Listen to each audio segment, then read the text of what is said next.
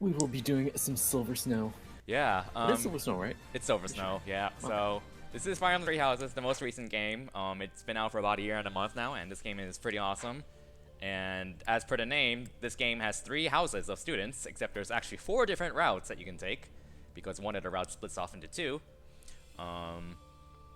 And the one that you guys voted on to make me suffer, because I had practiced it the least, is Silver Snow, which is the Church of Theros route. So that's going to be exciting. Okay.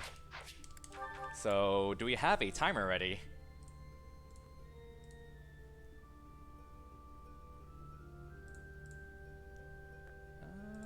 Let's see.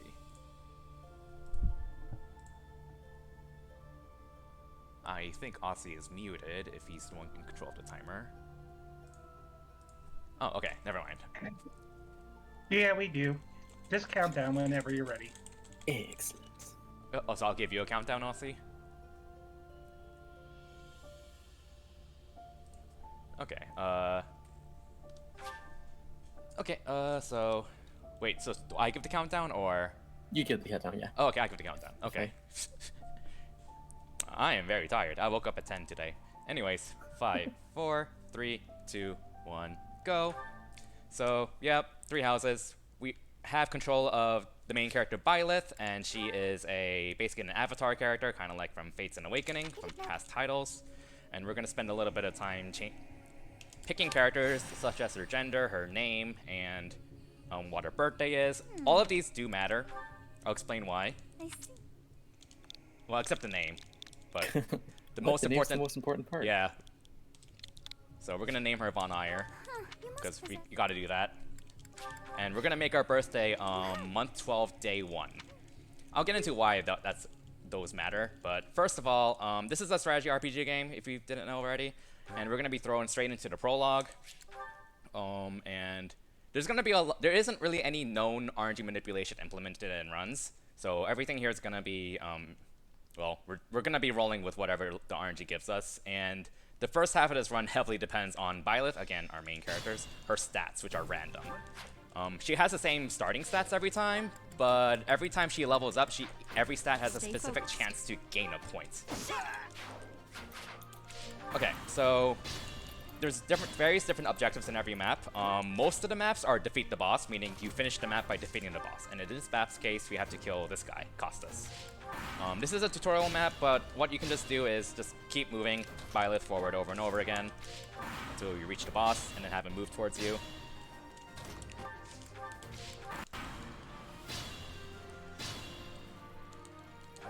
So someone asked if we're doing the whole route or just where the Silver Snow time split starts. At this point, I think it's obvious, but we are doing the whole game from the start. So we will be picking Black Eagles when it comes to that, and going through Silver Snow. Alright, not a bad first level. We got Dexterity, Speed, and Defense, which are all nice stats, especially Speed and Defense. We did not get Strength. Unfortunately, Strength is the most important stat for us to gain, because that's just consistently important.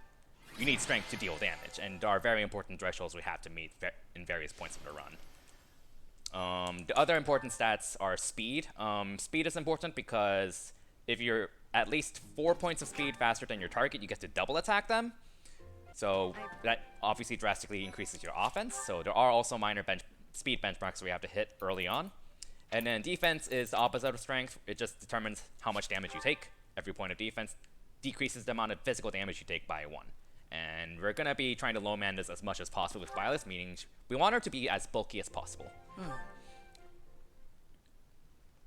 So yeah, we're going to be having more tutorial segments, quests, things like that. This game kind of has like a time calendar-based system. If you play Persona games, it's kind of like that, sort of.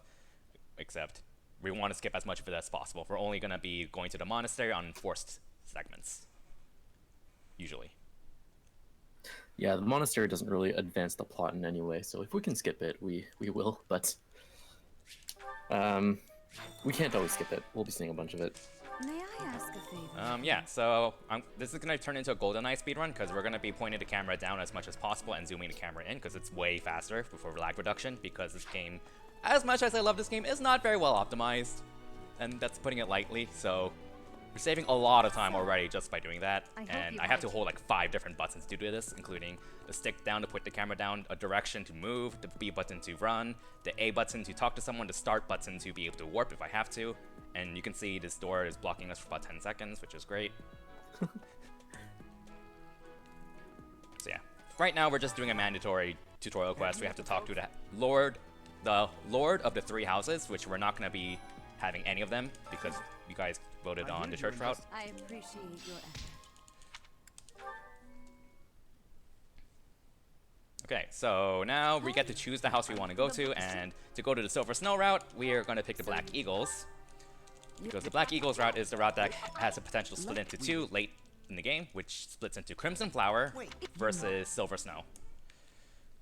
Crimson Flower is the one where you side with Adelgard, and Silver Snow is when you side against her. Okay. So yeah, some more load screens, more tutorials. We're gonna be now we're gonna be able to explore the actual full monastery. The only thing we have to do in this visit of the monastery is just talk to Adelgard. There's a lot of other quests you can do as well, but those are all just a waste of time, so we're not gonna bother. It's just gonna be a very quick visit. And cutscene skips. Oh, I forgot to turn on airplane mode. Oops. Oh well. Oh wait. The most important part of the run right here. I practiced this menu for a good reason. Okay, there we go. I spent some time practicing that menu to do that quickly in a setting like this. This is now a DLC run. It's still no DLC. That well, paid DLC, because that outfit is just free downloadable. Oh, was it free? Okay, I didn't know that. The dancing ensemble or whatever you want to call it is free. Yeah. Ah. So yeah, we're gonna enter the first actual chapter. This is a route map, and this is for story purposes. You have a bunch of you're fighting the other 2 houses in a practice battle. In other words, anyone that dies doesn't actually die. There's one other battle in the game that has that where units can't actually die permanently. And this is a route chapter, and route chapters are chapters where your objective is to route the map, which means kill every last one of them. Right, so we're going to be using the auto battle feature a bit because it's just a very convenient way for us to do something very simple and have the AI do it for us. Because we want the idea behind speedrunning this game is that we want to be as lazy as possible.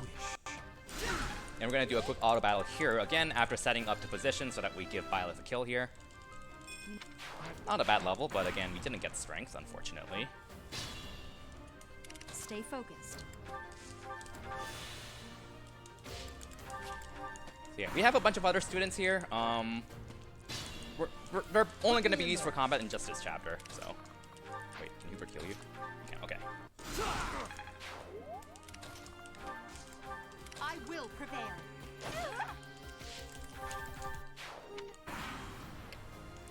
Okay. And there's a group of units coming from the upper right corner that we have to be wary of too. And Ferdinand von Ayer is also going to be helping out, except Dimitri should be dead. I don't know why he isn't.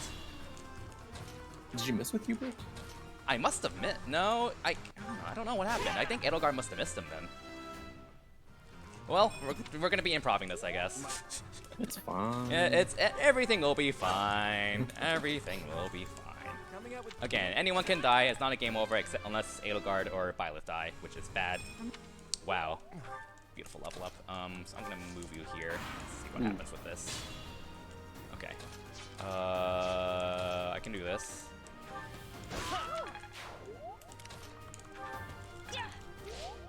Oh, because Byleth didn't get strength. I forgot. Yeah, she had not gained a single point of strength. If I were doing serious attempts, then like a minute ago would have been a reset point because she needs to get a point of strength for this stuff to not happen. And then, yeah. Wait. Oh, strength. We got strength. We got strength. Yes. Just in time because we need +1 strength to take out the boss here. Otherwise, we're 1 short. So yeah, that's what happens if you don't get strength and you're forced to not reset in a marathon setting like this. Yeah, early game. A lot of time, but especially early game rather. But the entire run does sort of is made or broken by the amount of stats you get. You can get really screwed on a lot of things, but we'll get that later. like when starting out with runs, it doesn't really matter too much. But when you're like trying to go for like a top time, and every little bit matters, and not getting a point of strength loses you so much time to the point where you're better off resetting. Because if you don't have strength, you're probably not going to gain enough strength later on anyways. So your run's probably just going to keep snowballing downhill in a bad way. So yeah, every level up, Byleth has a 45% chance of gaining strength, typically. So it's roughly 50-50. We're 1 behind average because we gained 4 levels. Most of our growth rates are 45%, so like most of our stats have a 45% of gaining a point from a level up. That includes speed, dexterity, luck, and charm. We'll explain what those do later on when you have time. And this game also has a certification system, so when you hit certain level benchmarks, in this case level 5, and you have enough skill points in a specific role, skill type, such as swords, which you do with Byleth, then you can certify as that class. And right now we're going to be the Myrmidon class, which doesn't really change that much from the speedrun perspective. It gives us an extra point of speed and a plus 5% growth to our speed, meaning our speed growth is now 50%, which isn't really a big deal, but it's nice. This is primarily just for safety purposes. In a real attempt, I would skip certification, because it doesn't really save time. It's just there for consistency. Perhaps. Is there any? So yeah, just a bit more monastery stuff. We ran down to the greenhouse to unlock it as a war point, so that we can use that as a war point in a later chapter. I think in 2 chapters. Thanks for your help. Okay, so every week in the calendar, every student will gain a specific number of skill points, and depending on what goals they're set to, and the only one that's important is Linhardt, this sleepy guy right here, because we're gonna set him to faith only. That means he's gonna gain, I think, 48 faith experience every week. I think. I don't remember off the top of my head. The point is, we want him to hit A rank faith near the end of part 1, because he learns this really important spell called Warp.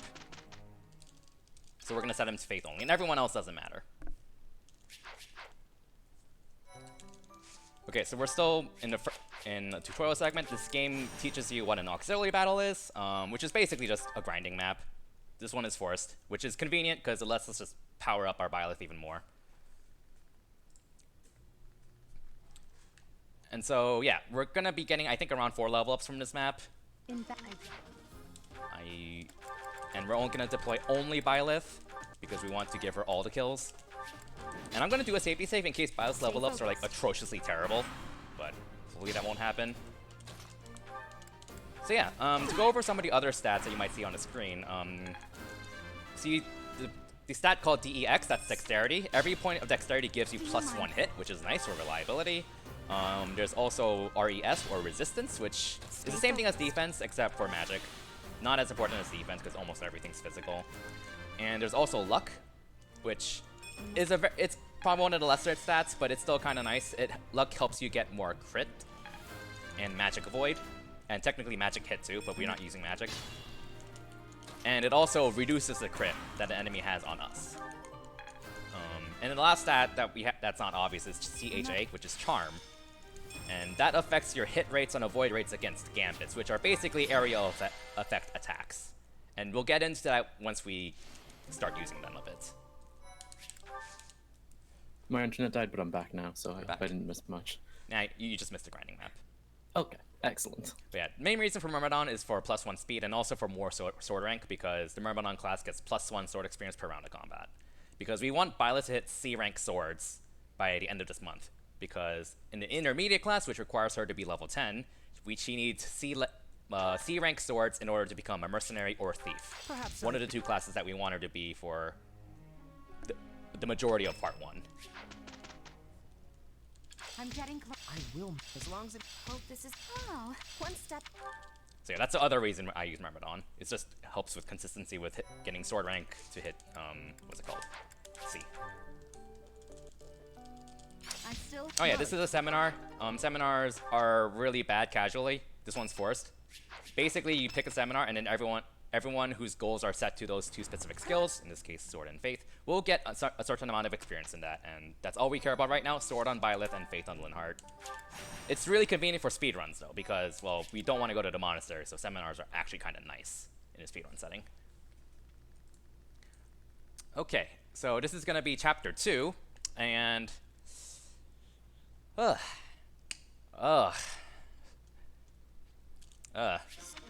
is gonna be a little sad. Don't you Oh think? yes, I remember. It's gonna be a little sad. What is that? Thanks. Yeah, you do that way faster than I do. I need to I've work done on this that. way too much. that menu's basically the same as every house except for Golden Deer. Yeah. Okay, As you wish. That's my cue. so we're moving Byleth up unequipped for a bit, and we're also gonna unequip every one of our students except for Adelgard. That was bad. Okay. So, Divine Pulse is the mechanic in this game where you get to undo your moves and fix mistakes like that. And you start with 3 Divine Pulse charges in the game. And what I forgot to do here was unequip Byleth because I don't want her to kill those mercenaries. That's my cue. Okay, she's about to die, so I actually need to kill her. Alright, so we want these 2 thieves to start attacking our students because... Yep, we have to kill every last one of them because it saves time. A lot of time. The only student we're not going to kill off is Adelgard and Linhardt. Adelgard because it's kind of required to not kill her, and I'm making more mistakes. Stay focused. Yes. It's game over if she dies. And Linhardt because he's our warper. So we're also using another weapon type called Gauntlets, and Gauntlets are introduced in this game alone. Will prevail. So far, they're really interesting because they're very weak but very accurate, and they also have what's called the Brave effect, which means if you initiate at combat, then you get to attack 4 times if you're fast enough, basically. There are also brave weapons that do that, but gauntlets are very easily accessible, even if they're weak. And at this point in the game, being able to attack something 4 times, it adds up to a lot of damage. So they're going to be our primary form of offense for the early game, and I was supposed to move Adelgard, but oh well. Yay, that's our 2nd point of strength. 9 levels. Yay! I am Ferdinand von Iron. Yeah, this Byleth is not very good. Not very good. We'll be fine. Maybe. We might be fine. We'll see. We'll see. Yeah, might just die here. Okay, we're not dead. We're not dead. How are you not? What? We must have just dodged. I'm gonna risk a dodge. Nope, that didn't work. Alright, last Divine Pulse. Because our Byleth sucks. Careful now.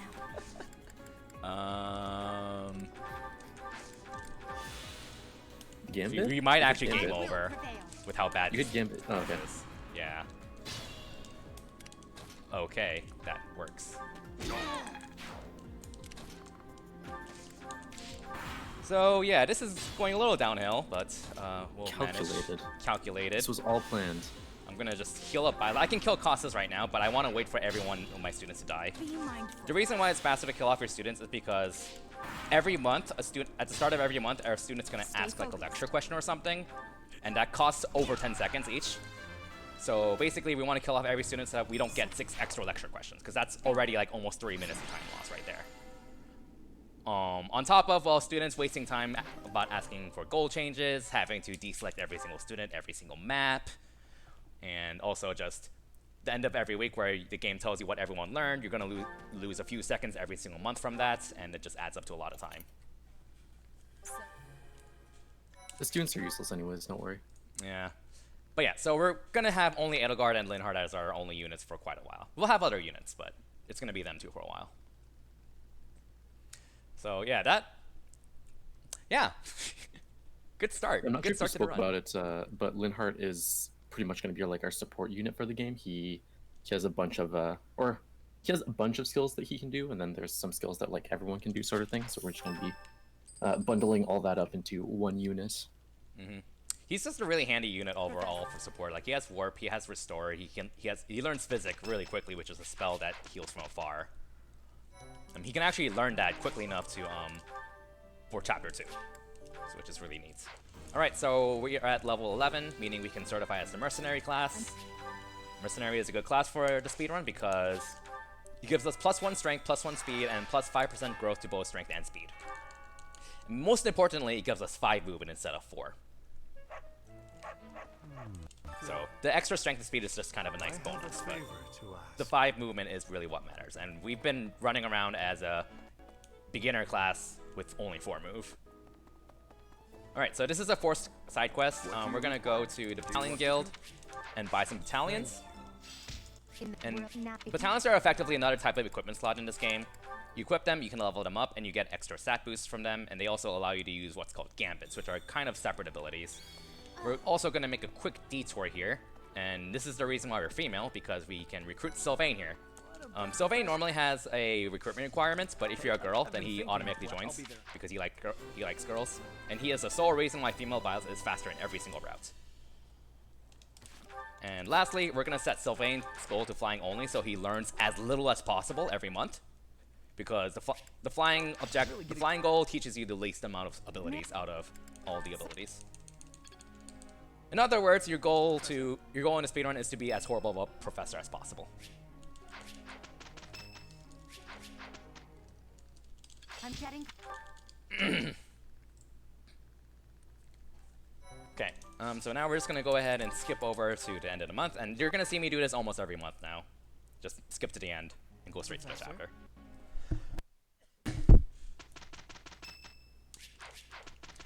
So this chapter coming up is a Fog of War chapter, and Fog of War means you can't see anything ahead of you past a specific number of tiles. In most Fire Emblem games, it's 3 tiles. You can see like enemies within 3 tiles of a unit. In this game, for whatever reason, they made it 2.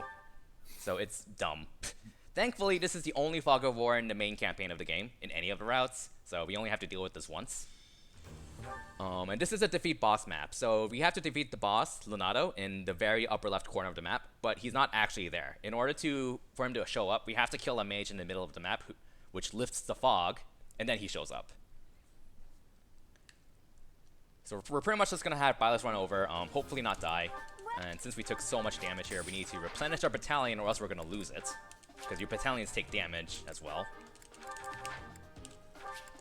Yeah, and the battalion we have gives us 15 extra void, which is important for not getting hit, because Byleth is a bit over level at this point, but can still get bullied enough to die. Yep, like we're just throwing her in the middle of a lot of enemies, so it's very easy for her to die, even if she's over leveled. So there's the mage. And we're manipulating him to get out of the forest, because forests give like 30 avoid in this game, which, yeah, that's kind of unreliable. So we're going to get him out of the forest, take him out, skip this cutscene, and now Leonardo's up, and now we can take him out. Alright, well that was a really good level. We need that. So, to talk about Gambits, Gambits are kind of an ability you can use depending on what your battalion is.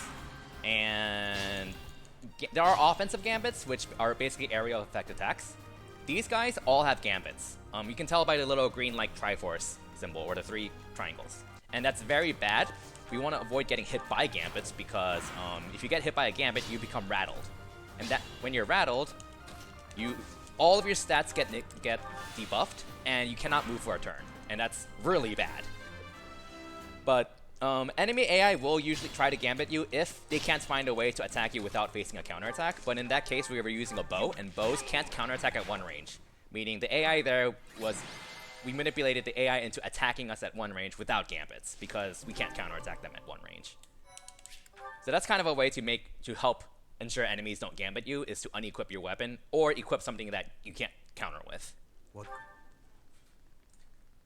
And Gambits are also where the charm stat comes into play, because every point of charm gives you +5 hits and +5 avoid from Gambits.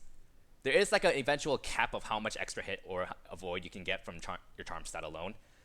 But the thing is, because of that, you can never reduce like an enemy Gambit's hit on you down to 0. So the speedrunner is routed to avoid any chances of Gambits at all whatsoever, if possible, because we can never reduce the chance of getting hit down to 0. Meaning the charm stat is near useless in the speedrun, because we're avoiding Gambits anyways all the time. So, yeah. Critting that boss, we got a crit on that boss, but it doesn't really matter, because he would attack us at 2 range on enemy phase first and die immediately anyways. Assuming Byleth has okay strength, which I think she barely has enough strength to finish him off. 19, I think? Professor? Yeah. That's it.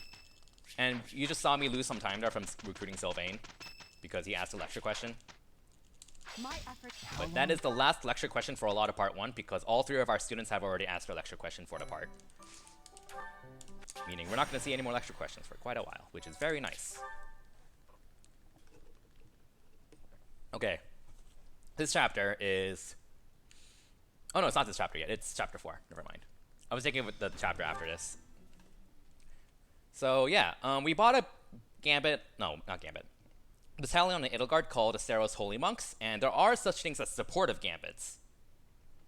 This one is an E-rank battalion, meaning anyone can equip it no matter what their authority rank is, which is another ranking. But it does.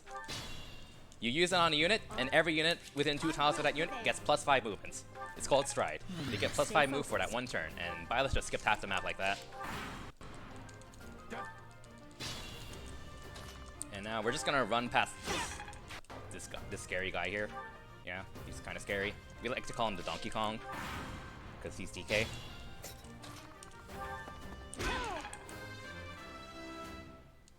Yeah, another simple defeat boss chapter.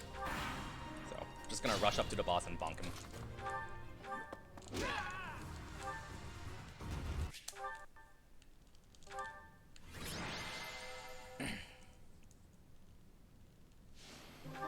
Okay, so we haven't really used Sylvain, but we'll get into why we recruited him soon-ish. This next chapter coming up is like the first, well, technically the second big reset points of 3 Houses speedrunning, because you're pretty much going to constantly reset over the prologue in chapter 1 because your Byleth stats early on can lose you so much time. And then there's this chapter coming up, which, yeah. Wait, this chapter or the next chapter? This one. It's the Miquelon chapter. Oh, I thought this one was the Flame one. Never mind, that is the next one. You're right. Yeah. This one's fun, because unless you have Warp, which we don't in any route besides Golden Deer, we have to kind of go all the way around the map in a circle and take like 3 or 4 minutes to do that. And depending on your Byleth's strength and defense, you can die very easily. On top of that, we also have to fight 2 bosses in a row alone, and one of those bosses is very much not a boss designed to be one-manned. So it's very easy to die to that boss. Yeah. So we're probably going to see some Divine Pulses, especially with how bad our Byleth's strength is. In fact, I'm going to do a safety save just in case something probably goes wrong. I don't think I need to resort to DLC items yet, but it's getting there. She's at 18 strength, I think. That means her base strength is 17 because she gets +1 from the Mercenary class, and that means she's gained 4 strength out of 14 levels, which is pretty bad, but not atrociously horrible. That's what, 3 under average, I think? Hmm? It's 3 under average, I think. You should bet 22? For strength? It's roughly half, so if she's gained 13, 14 levels, then she should have gained around 6 strength on average, which would be 19 base strength or 20 as a Mercenary. Well, So it'll she's be fine. She's 2 behind right now.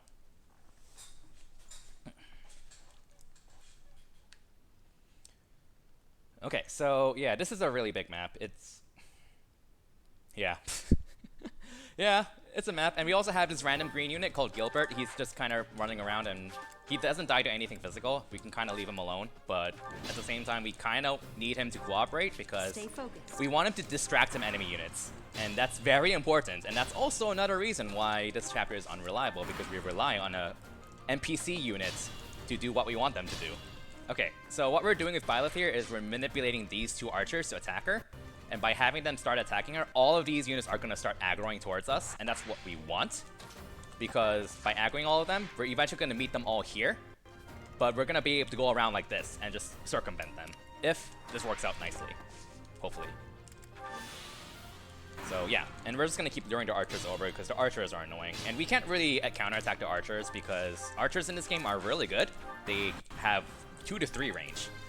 Meaning they can't attack you at 3 range, and there's no way to counterattack them unless you have like a specific skill or if you're an archer yourself.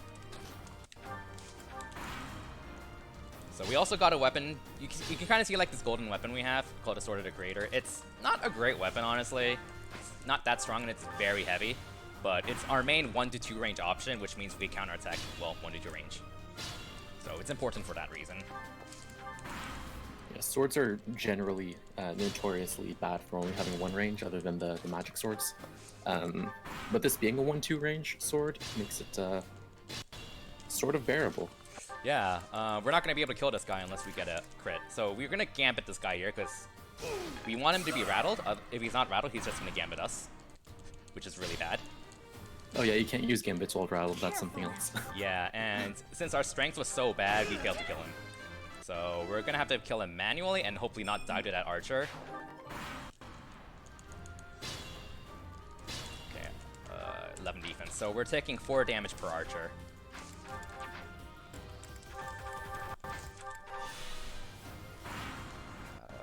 So this is going to be a little iffy because, again, we're getting attacked by 3 archers every turn. So we have to kind of use our best judgment on like when we want to kill one or when we want to heal. If I didn't kill that one, then I'm going to be attacked by 4 archers in a row, which is 16 damage if they all hit, which is really bad. So I decided to just go ahead and YOLO it. And I'm going to take a quick second to just back off and take out this archer here. Be mindful. And let's be mindful and run away a bit and heal up.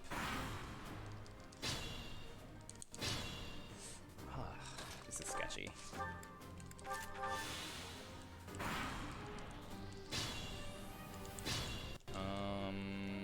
Stay focused.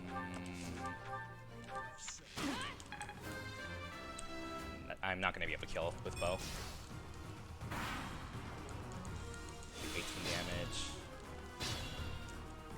Nope. 1 off. Yep, 1 off, of course. Bad strength. Alright. Monsters. Monsters have multiple health bars, and they also have barriers that half damage they take. You can break a barrier by attacking it twice, and monsters are honestly a really cool design feature in this game, in my opinion, because they really incentivize you to use multiple units and gang up on a boss strategically. Unfortunately, it's kind of bad in a speedrun, because we're not really using a full team. I'm gonna play this risky and take out that health bar with a Gambit, or I can just miss the Gambit. That was an 8% chance of missing the Gambit, unfortunately.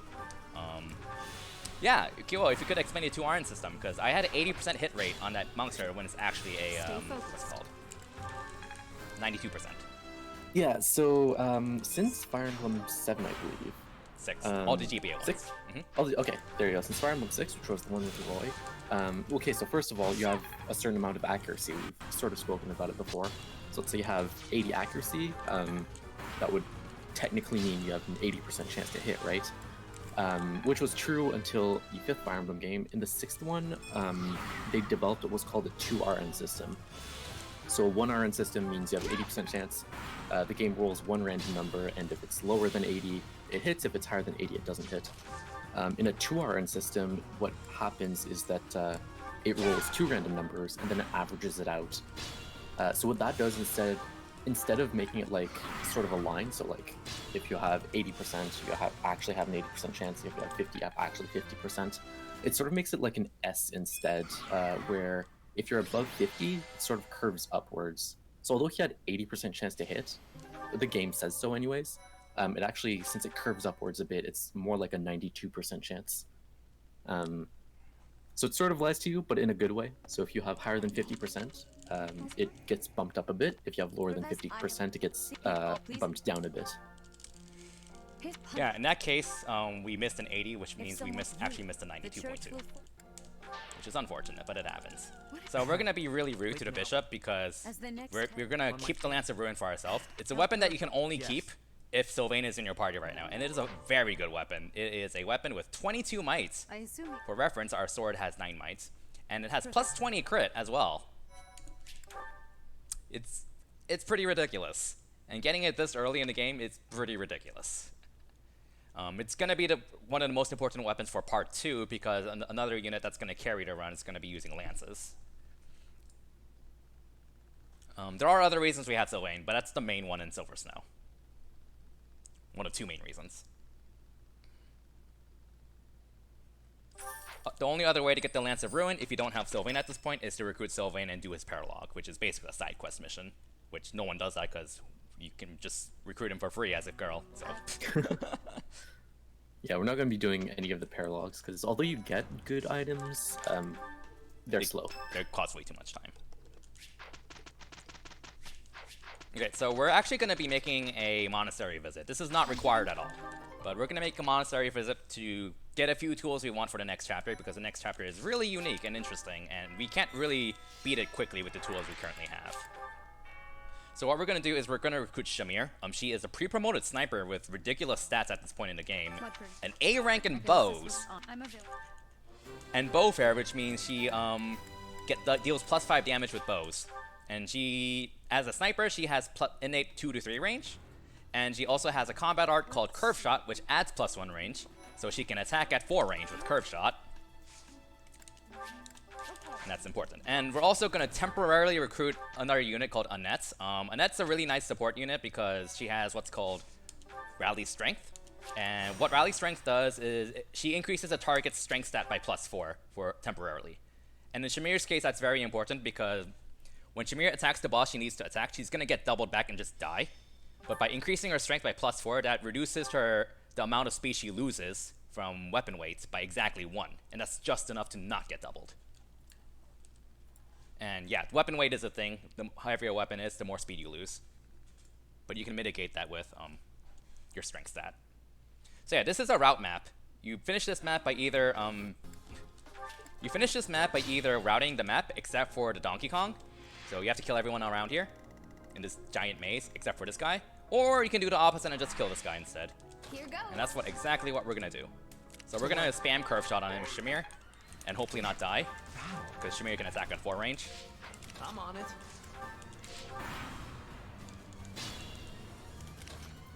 And heal her up a bit more. Unfortunately, there's still a chance she can die because the Donkey Kong has 18 crit on her. So if he just gets that 18 crit, she dies. And there's really not much you can do about it except just try again with a different result. That was the wrong weapon. Stay focused. We spoke about 2 RN systems before. That's only for accuracy. It doesn't affect things like crit or level up % chances or stuff like that. Yep. So 18% is actually 18% in this case. Well, 18% assuming you hit. So. Right. Yep. Okay. But yeah, like 18 crit is like actually 18% crit. That assuming you land your hit. So. And we actually just got a door key, and that door key is going to be used in the very last chapter of the run. Oh yeah, so we have an unskip up a cutscene. Yes. And we're gonna get another unit named Flame is gonna recruit herself into our party. She's a really nice support unit, because she's a healer and she's been auto leveled to, well, match the expected level you're supposed to be at this point. So she's actually a relatively competent unit. She's not really gonna be used for combat, but rather support, and that's gonna be primarily important for the next chapter. Okay, so one thing to go over, what we're going to do with Shamir and Flame's goals is we're going to set Shamir's goal to Authority. Authority is a rank that determines which battalions you can equip, and we want her to equip a specific A rank battalion in this last third of the run. So we're just going to set her to Authority because she has to hit A Authority at that point, and the routing is very tight. Unfortunately, if we just skip through every single month, she's gonna be short, like by 10 to 20 points or something, and that's because this game has a glitch where, yeah, this game has a really dumb glitch that Claire's found, where what's it called? If the mission is on a Monday, like this, and you skip straight to it, then this entire week of instructs will be treated as if it never happened. So we would have lost about 30 to 40 authority experience on Shamir by doing that. So instead, we're gonna skip to the 26 right here to avoid that bug, and then just skip again because. Yeah, 3 houses is 3 houses. Well-programmed game. Well-programmed game. It's a really dumb bug, and it's actually pretty kind of game-breaking because you miss out on so much experience, but it's not something that people usually bump into because, casually speaking, when do you ever just skip to the mission every single month? It's all But yeah, so that's why we're stopping on the day before the mission, and then we're just going to skip again, just to avoid that bug.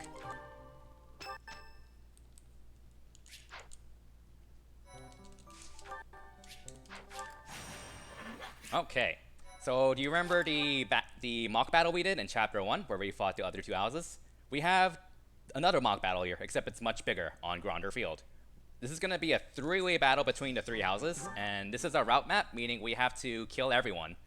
The thing is, the other 2 houses are on different armies, so they will be attacking each other as well, and just due to how much stuff happens, this chapter is going to be different every single time you play it. So this is going to be a complete improv fest after the first 2 or 3 turns. Oh, is she? Was she on? I'm checking the VOD. Oh yeah, no, she was a Mos. Oops. We'll figure something out. I think. Wait, where was the save? Oh, that's a problem. That's a problem. Okay, well, we'll figure something out. We might go overtime because of this, honestly. That's pretty big. Yeah, I'm gonna have to think about that. Yeah, a minor routing mistake can just kill her on like that. Can you recruit Catherine, maybe? No, it's Silver Snow. You can't recruit her right now. Oh, true. Okay. So yeah, this is a really big map, and we have to kill every unit on this map. Yep. It's a big map. I will prevail. Just in case you didn't Stay notice. focused. Okay, so Flame is going to be a really handy unit in this map because she can heal, which is important because there's going to be, in most turns, we want Byleth's turn to be available to pick off someone that's very important on her player phase. We don't want her to like use her turn healing. On top of that, Flame has an ability called Lily's Voice, or however you pronounce it. What that does is any unit adjacent to it will just take 3 less damage from everything. So she's also just giving Byleth +3 defense, +3 resistance whenever she's next to Byleth. And for some reason, a lot of the enemies will aggro onto Byleth instead of Flame, even though Flame has less defense, which is useful for us. Some of them will still go for Flame, but yeah, a lot of them just attack Byleth. Flame is really frail, like she'll die to almost anything. But a lot of the enemies just attack her. Go for Byleth instead for some reason, so we take full advantage of that and put Flame in a lot of danger despite that. Well done.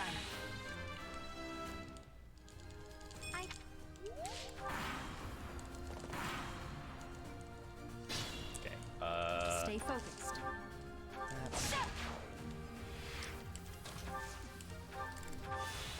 okay, so I need to zoom the camera out. This is gonna cause lag and make me lose time, but I also kind of need to see what's going on the other side of the map. Let us away.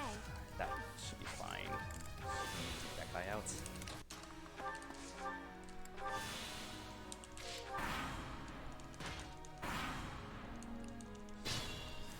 Okay, let's move you here. Alright, if you want to say something, go for it. Because I can't talk too much because I'm concentrating. Right. This game's awesome. Does chat have any questions? Shamir did not bite it. Shamir's still alive. We just don't have her set to authority, so she's not going to be at a high enough authority to give her a battalion that we want her to get. But she'll be leveled up in bows for the next time we use her with bows. Yay. It's not soon. But yeah, there's a lot of ways that this map can go wrong. Thank you. Thankfully, I don't think on this route it's not as punishing as some other routes, I think. You'll have to correct me on this one. But overall, it's still, this is definitely one of the maps in this game that requires a lot of improvisation, just because so many things can happen differently because the other two armies can attack each other. Some people survive, some people don't. So the unfortunate thing is that normally, ideally, we rely on a blue lines unit to kill these archers for us, because that just saves us so much time. But he died too early, so we're going to lose a lot of time from that, because we can't counterattack these archers since they have 1 degree range. So we have to waste a turn per every archer, just picking them off one by one.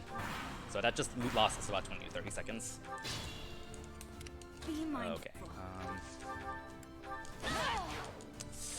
Might die here. Need to dodge. Yep. Okay.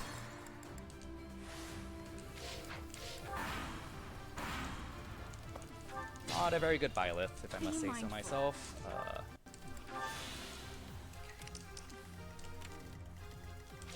Let us away.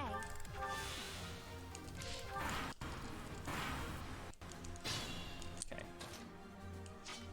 Stay focused. Okay, so I'm gonna use Flame as bait. Units that die here don't actually die. This is a mock battle. And thanks to that, we can now finish off Claude. Thanks, Flame. Okay. Be mindful. You broke the sword. Oh no. Yeah. Oh well. A good chapter 7 usually takes like around 14 turns, 15 turns. This was pretty bad. We took like 3 or 4 extra turns than usual, and we had to Divine Pulse a few times. So, but it happens. The run didn't die. That's the important bit. Okay, so I need to remember to reset Shamir to authority and just kind of figure something out to get her up to A authority. That was 4 weeks of instructs she missed, I think. Yeah. Which is a lot. So that means she needs to make up like I think almost 200 experience. Seminars give 24, I think, minimum. Are there any seminars for authority? Yes, there are. Never mind. Thankfully. Yes. Yeah.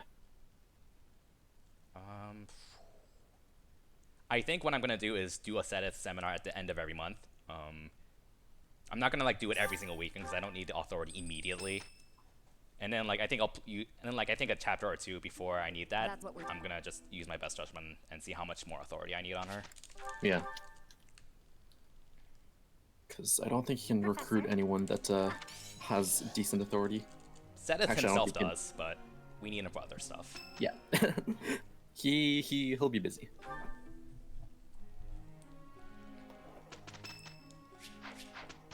Okay.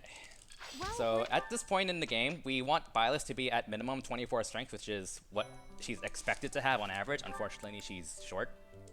What a surprise. I think she is at 22, which is pretty bad. Oh, yikes. Yeah. It's not unsalvageable, but we're going to lose time. You have to use a really slow strat for this chapter, which costs about a half minute. And this is why well, at least for me, when I go for attempts, I just preset it. Byleth doesn't get strength in the first few chapters, enough strength, just because like it just snowballs so badly, and you lose like time in every single chapter from lack of strength. Like it just isn't worth continuing to run. In a marathon, but it is good to like know backups and stuff, or well, marathon runs. Yeah. Marathon safe Fire Emblem games. So this chapter is nice in that we just got a lot of extra battalions available to buy. And also weapons. So right now we can buy an Armor Slayer, which is going to be needed as our backup strat because Byleth's strength sucks. Okay. Buy an Armor Slayer. Okay, Battalion Guild. Empire Archers. Empire Flame. Magic Corps. Okay, so yeah, I'm going to do a bit of a slower strat here. Unfortunately. I'm not used to doing the strat in Silver Snow. I have an extra unit more than usual versus Crimson Flower, so this is weird. To work. Stay focused.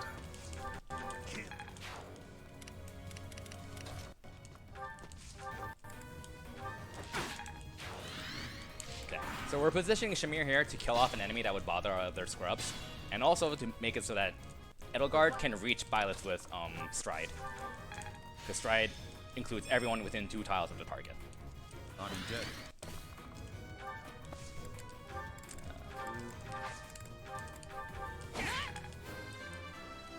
Oh yeah, I forgot the seminar. Oops. Yeah, I feel like I might forget quite a few. That's pretty bad.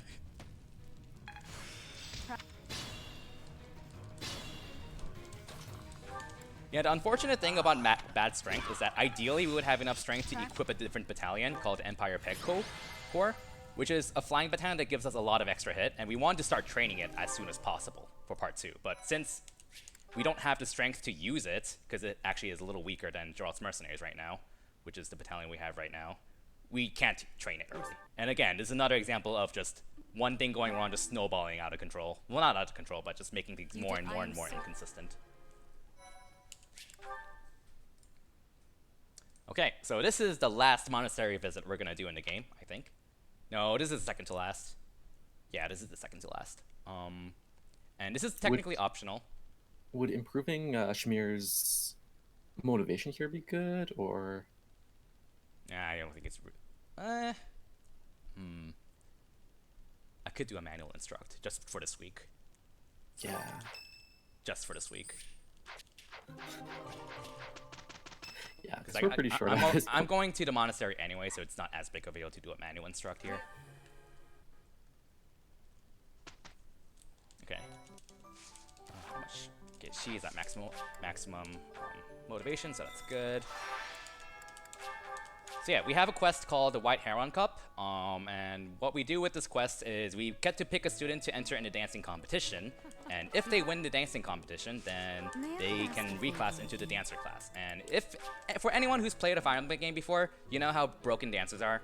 Yeah, that's why. And this is the other reason I have Sylvania recruited, because whoever we pick for the dancer has to have a base charm of, needs to have 14 charm to guarantee winning. In Sylvain's case, he has exactly 9 charm. But thankfully, you can train a student once after you pick them as a dancer, and that gives him +5 charm. So now he has exactly enough charm to win dancing competition. So that is nice. In other routes, you recruit Sylvain at this chapter, and he has exactly 14 charm. So you still make him a dancer in most other routes. All right, we're gonna see this. Sorry, go for it. I can't believe I'm doing this. That probably gave us like an extra 40, I feel like, which is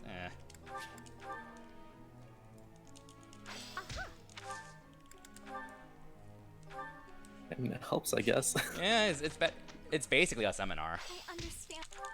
an extra seminar. So since we're just going to the next week anyways, seminar twice here. Practice. So what I'm doing here is not part of the normal route, but I'm doing a Set seminar, which trains everyone set to Lances on Authority with Lances on Authority. And since I kind of forgot to set Shamir to Authority, she kind of needs to make up for it somehow. Okay. Dancing competition.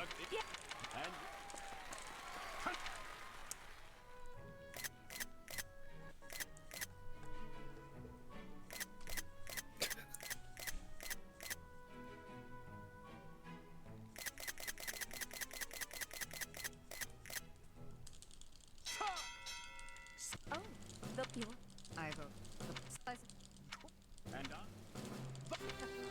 Okay.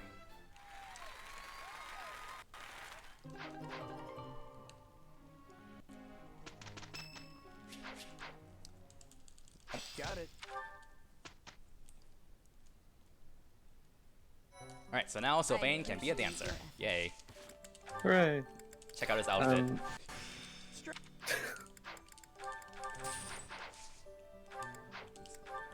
What were you saying? Yeah, so dancers combined with stride, which we've used before, make this game pretty great if you want to just jump across the map. Yep. And then once we get warp as well, that's another movement option that we have. So soon we'll start moving pretty far. Yeah, especially in part 2, there's a lot of bigger maps.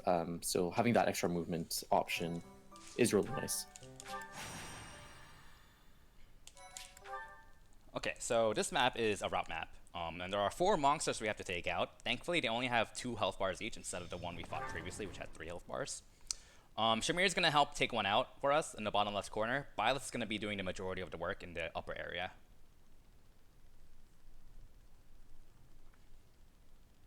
But yeah, Flame could be another option as a dancer because she has base charm of 15, I think, which is pretty good. The problem is that in order to make her a dancer, you have to run all the way to the church or the cathedral, and that costs a lot of time because it's an extra 2 loading screens. Yeah, and you can't fast travel to a place until you've walked to it once. So since we've already been at the stables, that's fine. Oh, that's fine. Okay, I put Flame in the wrong position, so I'm gonna have to improv this. Thankfully we hit that. Hopefully we land this 80 as well, which is a 92.2, and we missed it as per marathon luck. Fantastic. Stay focused. Okay. To work. So I'm gonna try again and get a different set of random numbers to roll. So yeah, if you Divine Pulse, in other words, undo your move and do the exact same thing, you're gonna get the exact same result because, well, you're doing the exact same thing. So what I did with Shamir's Gambit there was I missed, so I reverted just before she, what's it called? Before she attacked? Yeah, and then I attacked with Byleth first, and then attacked with Shamir again. Oh yeah, Linhardt learned Warp. That's Warp right there. We get to teleport a unit across a few tiles. It doesn't look like much, but that is just enough to matter because that lures that monster into attacking Byleth on enemy phase, which is important. And saves us a bit of time.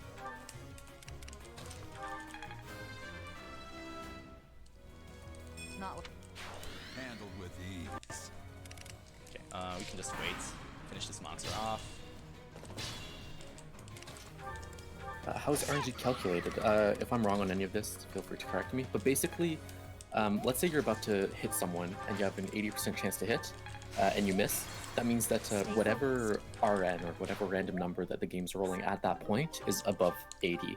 So let's say you try to attack with someone else who also has 80, you're still going to miss, right? But if you attack with someone that has 100, you're going to hit because it always hits. And then the game rolls a new random number, let's say a really low number like 30, and then you go back with that person with 80 hits. In this case, you're going to hit because it's the second attack, and since it was a new random number, you have a different chance to hit instead of the first one. Yep. I need like a graph when I explain things. Actually, I have a cheat sheet that I can share. It's kind of cool. 'Cause I'm proud of this cheat sheet I made. There we go. Shameless advertisement. But no, like actually, I recommend checking out that Google sheet. It's kind of graphically shows type of, well, what hit rates actually are with the 2-RN system. And the random number system is also just different with fates and echoes. It's calculated differently,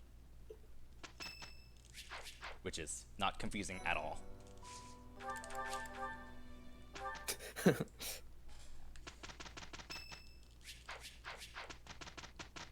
Okay. But yeah, what Kyo just explained with just using someone else's move to get a different result is what we usually call RN burning, because we're basically burning random numbers to get a different result. So you're probably going to hear me say that phrase a lot whenever I have to Divine Pulse.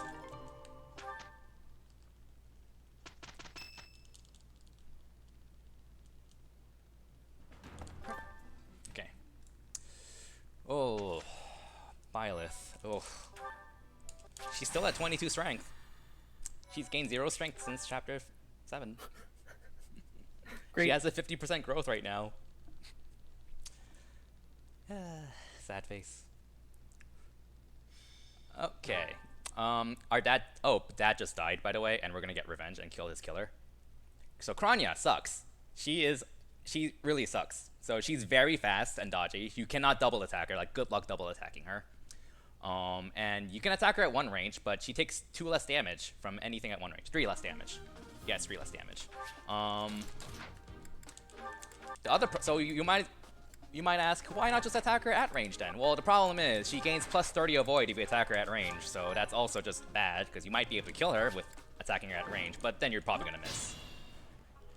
So yeah, she's kind of a huge pain in the butt, and was a huge run killer until these strats started being a thing that you're about to see. So normally you're supposed to just go like YOLO a Sword of the Creator hit or something and one-shot her and just pray that you hit, like a 50-ish or something like that. But this strat here is slower, but very consistent. Because what I'm going to be doing here is using a Gambit, a 3-range Gambit. And Gambits do not care about terrain or anything like that, so this Gambit has a 90% hit rate on her, which equates to 98.8% chance of hitting. Which is very reliable. Be mindful. And now we can just finish her off here. Barely, because our strength is terrible. And we still didn't get strength. We got magic. We got magic. So yeah, after you kill Kranya, you have to kind of enter a second phase of this chapter. And we're fighting a different boss, Solon. He's kind of all the way up across the map at the very top tip. So what we're gonna do instead is use a warp to get Sylvain closer. I might need to bust out the DLC, because with this Byleth, this run just might not be completable in the last chapter at this rate. Thank you. Alright, so yeah, we set up another strike to include Sylvain, our dancer, and Byleth. We're gonna dance for Byleth here, and just run like 20 extra tiles to finish off the boss, except I forgot to use a combat art, so we're probably dead, and we did die. Be mindful. Okay.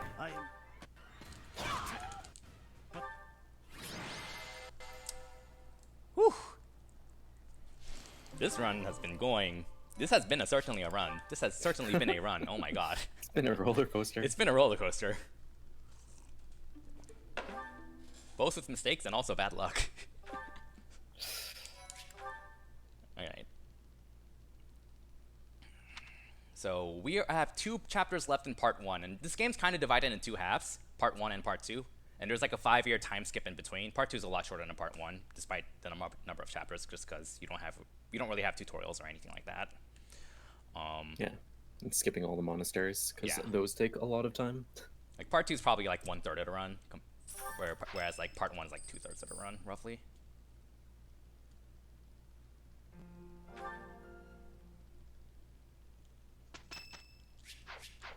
Okay, so this is the month where in this route we decide whether we want to side with Adelgard or not. If you have a C+ support with her, then you can go with her on this month in the monastery to her home city, Enbar, and then at the end of this chapter you get to decide if you want to side with her or not. And since we're siding against her, we don't care about that. I'm getting it. It's the right choice. If you like Sedith, this is the route to go. Because Sedith is Bay. He's a good unit. He's a really good unit. I've seen people say he's like one of the worst units because he's like, well, a mid-game pre-promote joiner. I'm like, holy crap, he's really good. He's very good. And you're about to see that. Okay. So yeah, now we're fighting the Flame Emperor, which... it's actually Adelgard! Gasp! What? But she's the normal emperor. Gasp. How did I not see that she was the flame emperor too? Really on fire with these jokes. Damn. I'm leaving.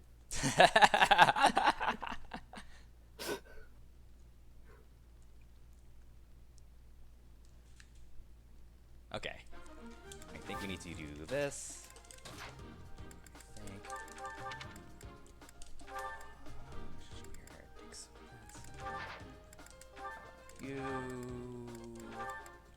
I'm using this. It's just too terrible. Okay, so I used energy drop on Byleth, which is a stat booster. It increases your strength permanently by +2. Yeah, we got it a few chapters ago, but I think you're supposed to use it on Seth later. We prefer to save it for Yeah. Well, we prefer to have the option of Stay it. focused. Yeah, but Wait. there's no Stay using it now is probably for the best. I was mixing up this strat with the Black Eagles version. I mean, Crimson Flower version. It's fun memorizing 4 different ways to do this chapter, because you do it slightly differently in every 4 routes. So, that's fun. Hey! Now she gets strength.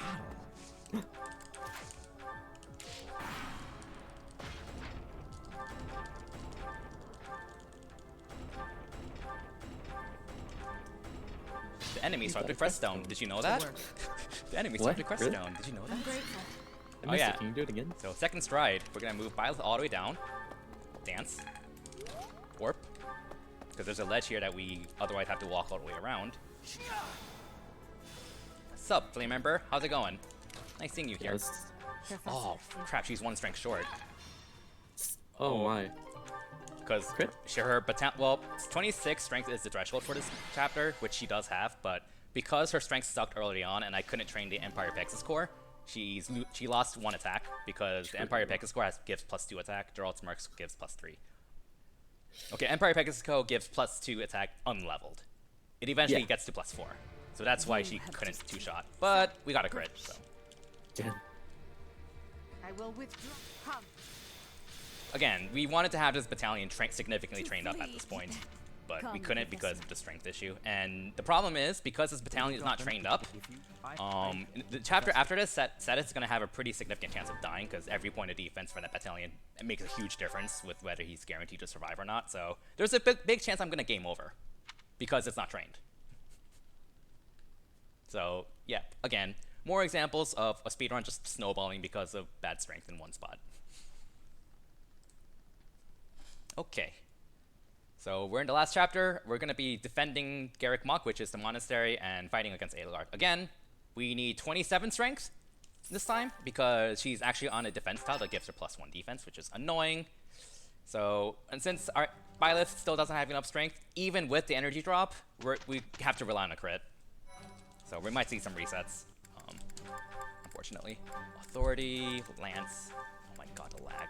Riding, Flame, Can you Flying. still recruit students? I wonder if you can somehow get a net low enough to rally strength. This would be like a backup of a backup of a backup. Backup of backup, yeah, exactly. Not worth testing it right now, but like maybe. Oh, I've not done this menu forever, so Brawl Prowess, I'll take Model Leader.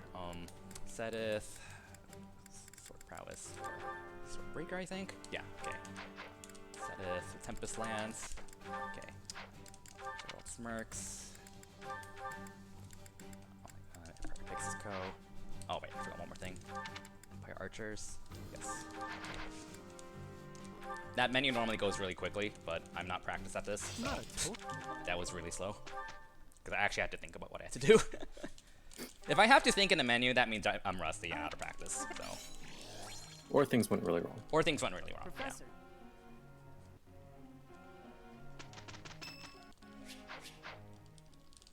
Looks like Okay, we're gonna do another seminar. I think I've added 4 extra seminars at this point. So that's Yeah, roughly 3 or 4. 20 each. So I think we've compensated roughly half of the missing authority. We'll see. We'll probably have enough authority if we seminar every month once.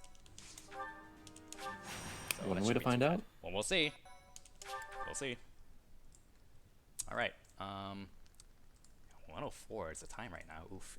I think I'm normally at like 50 or something. Oh well. Well. Okay, so yeah, like an extra seminar at the end of a month costs like roughly 10 seconds, depending, maybe like 12 or 13. So like it's not that big of a deal, but like it does add up if you're doing like more than a few. Okay, I'm gonna safety save just in case, because Byleth sucks, and then we'll start this battle. So we have to get to the very bottom of the map because Adelgard's there, and we have to attack her at 2 range. Because she's defended by a bunch of soldiers. to work. Meaning, we can't use the Armor Slayer on her as a backup. We just have to go for a crit. Just order the creator. So that's our only option right now. Okay. I'm grateful. Move 11 tiles. Dance. Well done. Yeah, we're 1 short. 31 crit. Or we can get a Crest of Flames proc, that works too. So Byleth has a Crest of Flames, and that's something we didn't really talk about because it's not really a big deal typically. Basically, whenever Byleth attacks, she has a 20% chance of healing herself with the attack. And within that 20%, she has a 25% chance of dealing 5 extra damage and preventing the enemy from countering, and she got that. So we didn't get the 4%, the 31% crit, but we got the 5% Crest of Flames. Yay. Nice. Calculated. Very calculated. So the game proved me wrong. We didn't have to rely on a crit. So yeah, this is time skip. And the first map is very notorious, called Hunting by Daybreak. It's notorious, especially in Maddening mode, for soft-logging a lot of people because it's a map has a huge difficulty spike in the hardest difficulties and just does not give you preps because game design. So like, if you don't make a backup save or just don't come into this map prepared specifically for this chapter, then you might as well have soft-locked permanently. So it's a very notorious chapter. It's not a big deal in normal and hard mode, thankfully, but yeah. So I actually just went through it on Maddening, and I had a level 9 Lorenz and like 11 Ignots, and I saved both of them. nice. Guide me well. It was a good time. Blade, accuracy ring. That's a ruined rally. I'm grateful. What's my strategy? Okay, so we just got Sedith. Oh, we actually had him for a bit, but we're forced to use him on this map, and that's fine because he's really good. And we're gonna be teaming up with Byleth and Sedith to just finish this map. This is a defeat boss map, and we need to get to the right side of the map to defeat Pollardo. Once you kill him, you have to kill him a second time, unfortunately.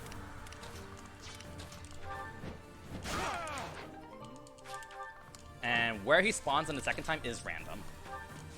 So he can either spawn at the top or the bottom. Bottom is better for this route. Top is better for the Blue Lions route. It doesn't matter for Claude's route, Golden Deer.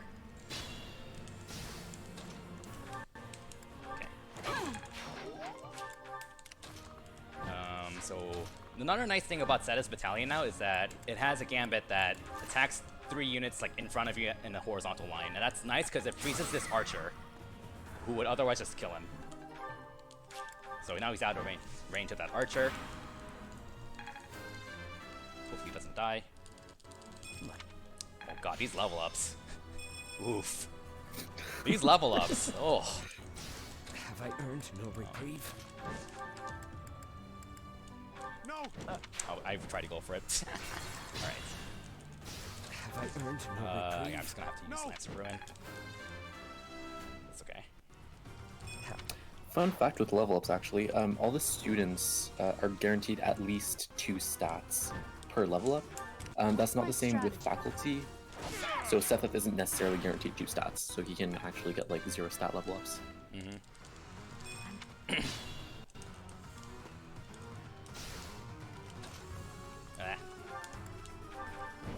So, Sethith has an ability called Authority level 4, which usually isn't something you really care about. All it does is boost Gambit damage. But in this case, it's pretty important because it lets us, it guarantees we can one-shot the boss with the Gambit. So, yeah. Shoutouts to Authority level 4 being useful. Okay, so yeah. In other routes, during the time skip, normally we would keep our House Lord at level 1, and they will get 19 auto levels off screen. Before those auto levels, they would normally become like their advanced Lord class, and that means all of our stats will become the base stats of those Lord stats as a level 1 unit. So in Claude's case, for example, I believe his speed jumps up to 17 as a level 1 unit, and I think like 14 or 15 strength as a level 1 unit, and then they gain 19 levels off of that. We don't have any of those lords, so we don't have that luxury. But we have Sethith, and his stats, while they're not going to be as OP as the House Lords, they're also much more reliable, because we don't have to rely on 19 auto levels worth of stats. We only have to, and he only gained like 2 auto levels, I think, but like his stats are very consistent. Like we can guarantee he's going to have over 27 strength, because that's what we start. That's what he starts with. Okay. Conveniently enough, by having everyone level up to level 20, Linhardt is now level 20, and he can certify as an advanced class called a Bishop. And all this does is give him guarantee over 16 magic, which is 4 warp range, and allow him to use warp twice in the same map.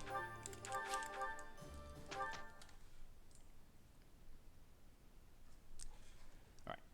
And unfortunately, lecture questions, you get all the lecture questions back again in part 2, so we're going to see a good number of them and lose time. Professor. So, with the lecture questions, you want to give the worst possible answer. And again, the theme is to be as horrible of a teacher as you can, because the worst answer skips the motivation increase meter stuff. Can I use? I've learned a technique. Feeling. And potential extra stat level ups at the end of the month. Yeah. Okay. Sethith, does he have his chest key? No, he does not. I need to give him the chest key. Where is it?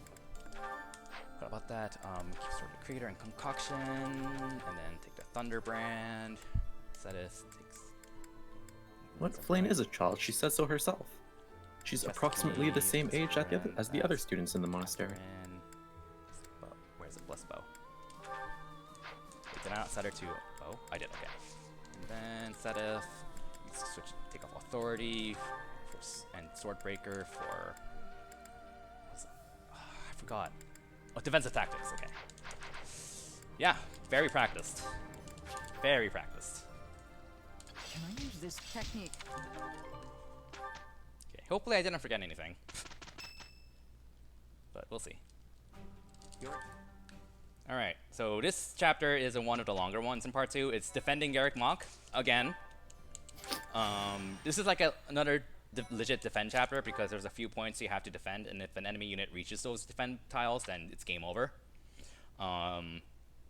This is a route map, which is horrible and takes forever. So what we're going to do instead is change the objective and to defeat the boss. And you can do that by escorting a green unit, NPC unit, down to the bottom right corner, setting the map on fire, and then getting in range of the boss to aggro him.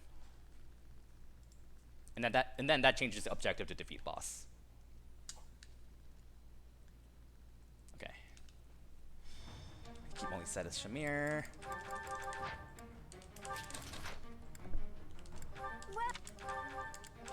Water, Elixir, is that right? And then Convoy, Slayer.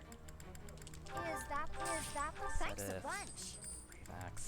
Is that thanks a bunch? Is that Hammer. Is that thanks a bunch? Catherine, Rainbow. Is that thanks? Report. Okay.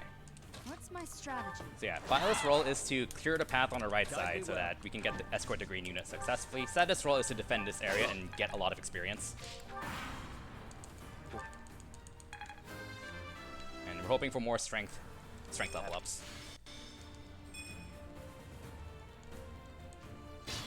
So Sethith is normally on a wyvern.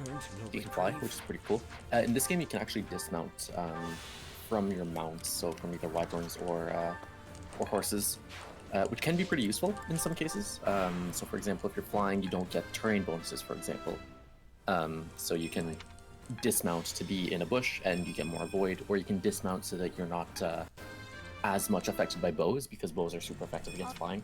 There's a few ways that dismounting can be Let's Oh useful. wait, this is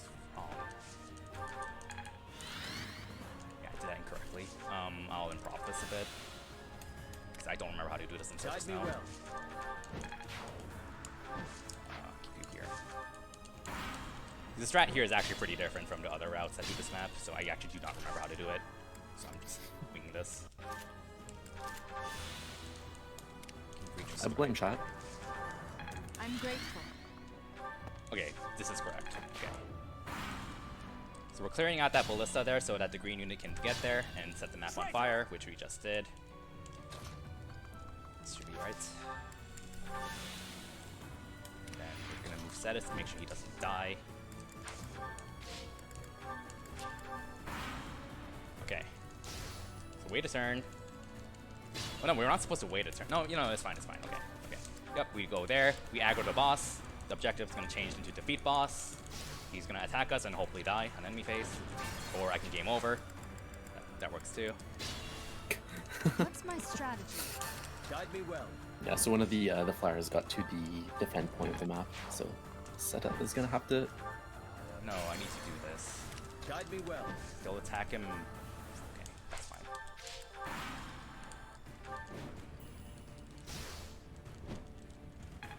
Okay. I can.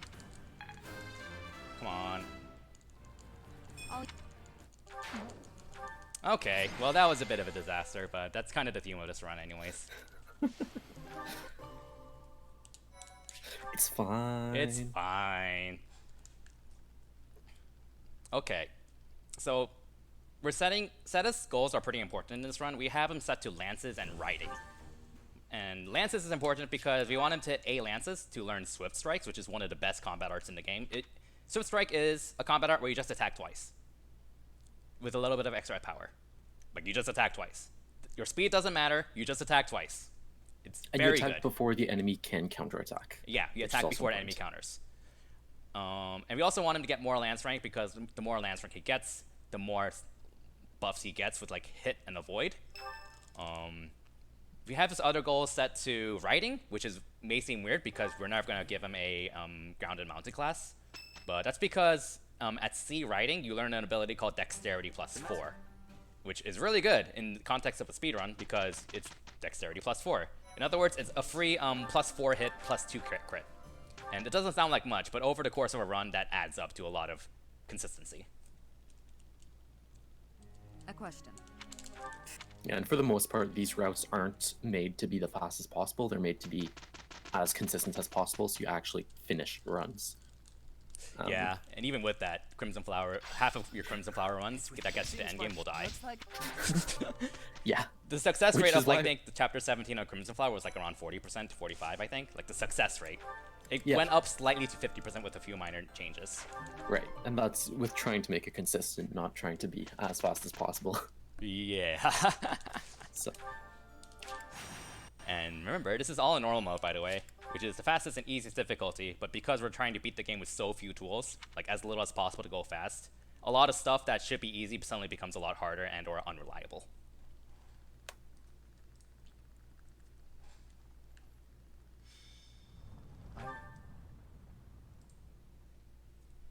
Okay, so for this map, this is a defeat boss map. The majority of the maps are going to be defeat boss, so they're going to be cheesed pretty quickly with Sethith. This boss is a Great Knight, which is a mounted armored class, and that means he's weak to the hammer. Yeah. And we have a hammer on Sethith, so he's going to have fun. Okay, Convoy, Hand Axe and Elixir, and then take the Horse Slayer and Hammer. Then disadvantage here. That should be right.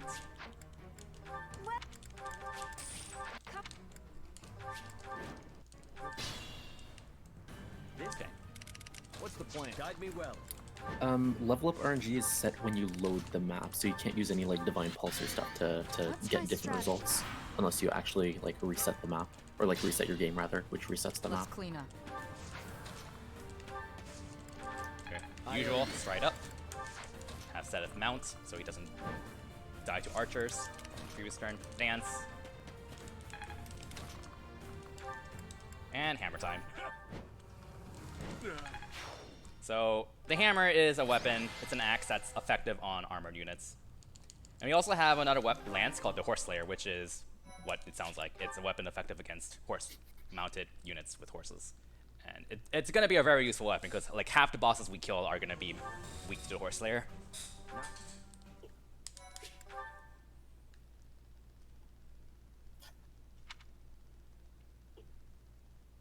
No, the RNG isn't really like static just from resetting like in Golden Sun. I believe it partially depends on the time system clock, but like it's really unreliable from what I've heard from Claris when she tested it, and you don't want to be resetting anyways because you see these load times. Yeah.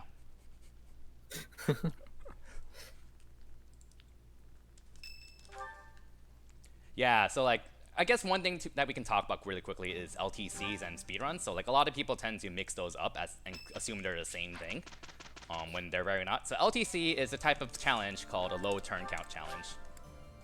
And your goal is to beat the game in as low turns as possible. And it's typically like a segmented kind of thing people do. Like do a chapter after routing it out. Do it in one attempt until they get the strats they want. And show it off. And then do the next chapter as a separate video and so on. Whereas speedruns are single segments.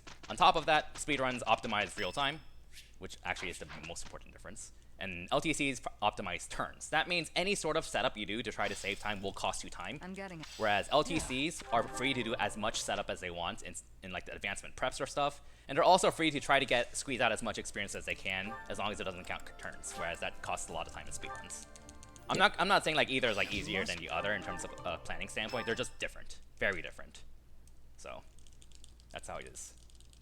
Yeah, so a pretty easy example I'm trying to understand is if there's a defend map. I don't think there's any pure defend maps in this game. There aren't. They're all okay. Yeah. But in some games there are defend maps where you just need to like hold a point for let's say 8 turns.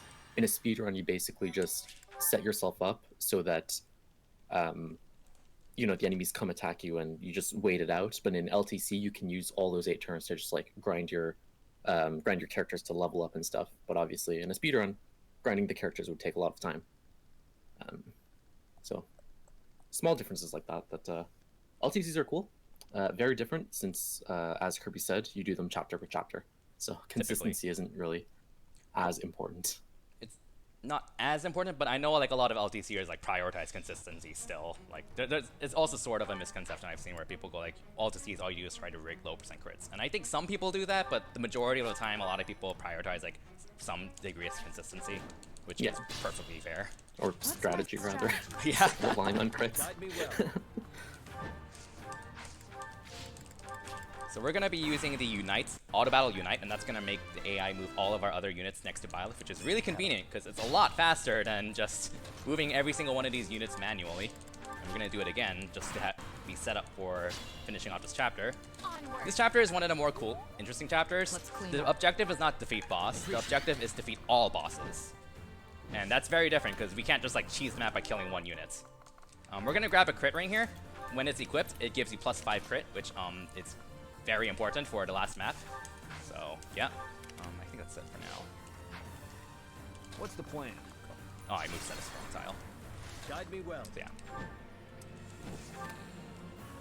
Grab the crit ring, cancel down here, and Sylvain, move here, dance for Sedith.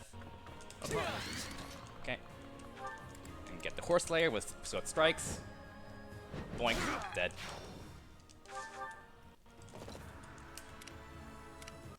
What's my strategy? Okay. So we have to rely on some dodges here because Sedith is going to face 2 chances of getting Gambited, unfortunately, and they're both a display 20% hit or the actual hit rate is 8% because of the tutorial system. And if he gets hit, you have to reset and just hope. Yeah. Wait, no, I did the wrong thing. I did the wrong thing. Shoot. Guide me well. How do you do this again? Oh, I gambit. We're going overtime because of this. Sorry. I'm supposed to gambit and then do that. Okay, and then spawns that guy. What's my strategy?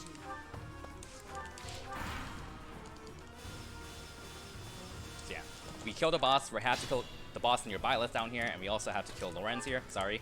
Another Swift Strike. Finishes him off without a counterattack. There's one more boss in the bottom left corner that we have to kill. And thankfully, Sylvain is right here to dance for him, so gonna have him go down to Ladislava, this boss, and use the Lance of Ruin Swift Strike to deal 50 damage, maybe a crit.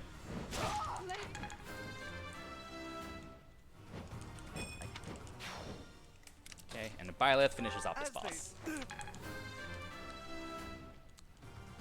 Honestly, this is like one of the coolest chapters in speedrun, just because it's not like super trivial, but the 3 routes that do this chapter all do something really different from each other, with Golden Deer, the Blue Lines, and the strat you just saw. So it's pretty cool. Okay.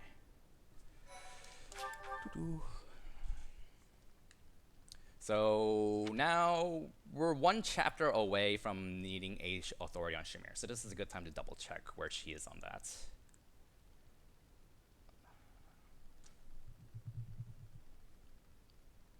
Okay.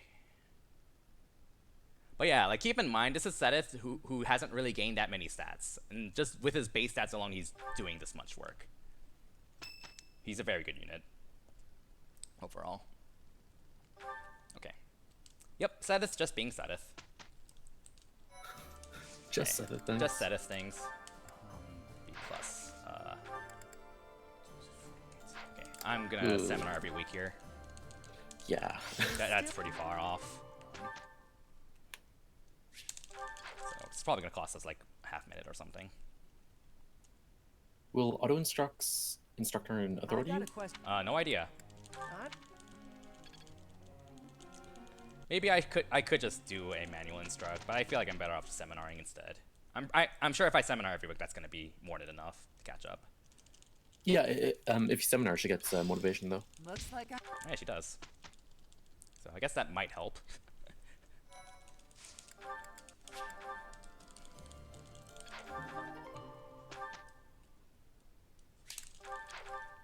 Yeah, routing mistake happens. Slightly embarrassing, but you know, that's how it goes sometimes. Alright. Oh. Yeah, that was one like somewhat trivial mistake in one part of one chapter. It's really easy to just make a tiny mistake like that. And like, yeah. With the other routes, you want to, with Dimitri and Adelgard on their respective routes, you want to set them to axe and flying for the majority of the run because you want to make them wyverns. I've had runs where I set them to only axe instead of flying because the button for flying on the menu is right next to none. So there's been a lot of times where I do axe and a none instead of axe and flying. And since I menu that really quickly, I just don't notice it. And then when I get to part 2, I'm like, wait a second, why can't I become a wyvern? Holy crap, no! No! Run dead! It happens.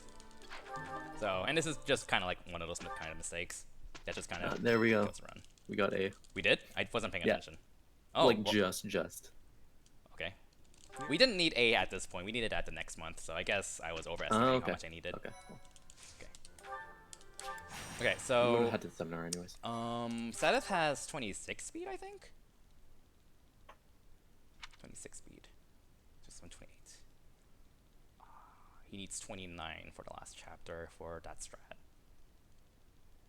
Well, it's a marathon. I'll get the speed wing. So there's an optional speed wing I can grab in this chapter, which I will get because it looks cool. And the speed wing is only really useful for Sedith if he has just enough, if he's like just below 29 speed to the point where that will make him quadruple attack the last boss, which will be very nice, but it's not strictly needed.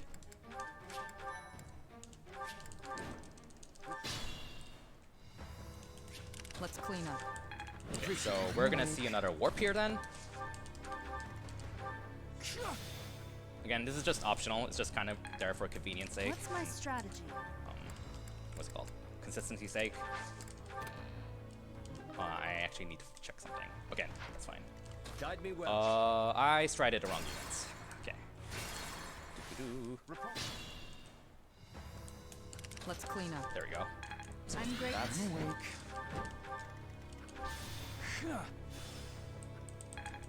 What's my strategy?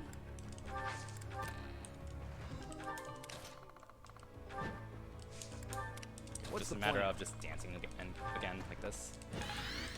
And say hi to Donkey Kong.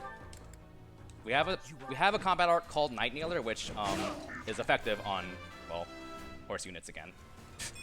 And what normally when a weapon is effective against something, the might of the weapon is tripled. For example, like if you have a bow with 8 might and use it on a flyer, the bow will have 24 might instead.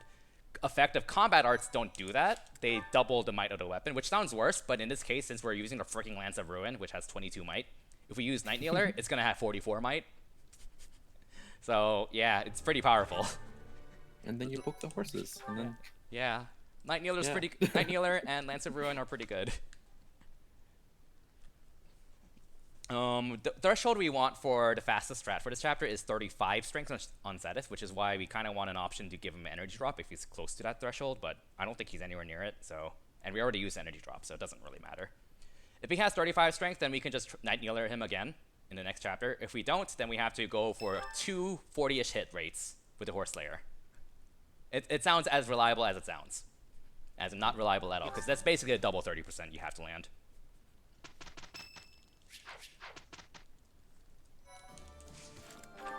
Is Shamir at 8? She is, okay. Oh, you already told me. Spaghetti. it's good to double check. I am very flustered, if you couldn't tell. Very flustered, but oh well. I'd like to.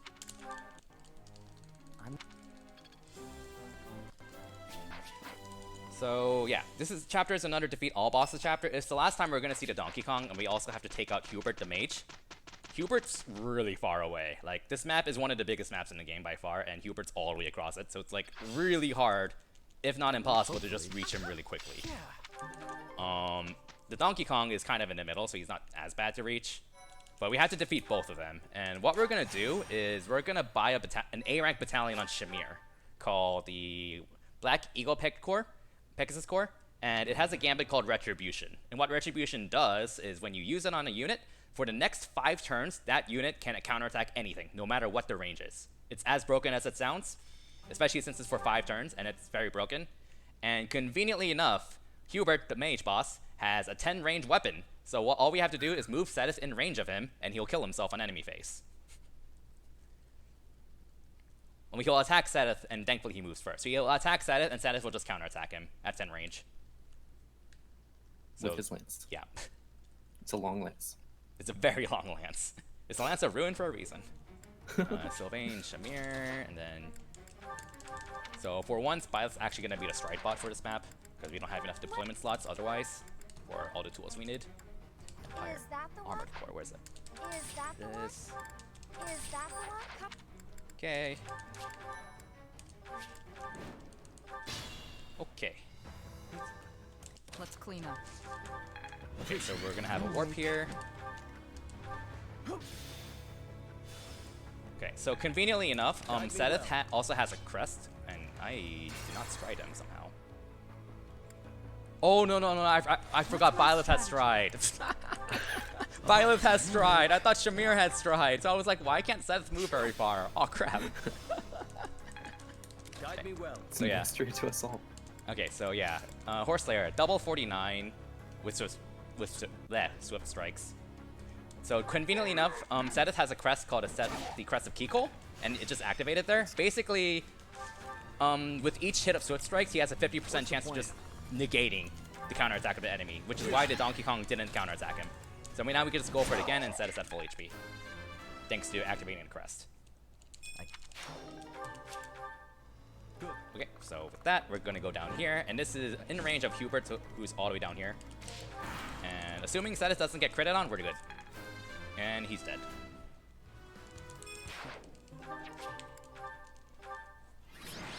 Pretty cool chapter. Shout out to Wrangler. This is he basically like told me about using Retribution with just sword in Claude's route, and can just kind of apply the same thing here in the church route. No monastery, no calendar here. Yay. Oh yeah, this route just skips the calendar sometimes. Yeah, And months. month 4 is skipped in this route because the war in Granderfield doesn't happen.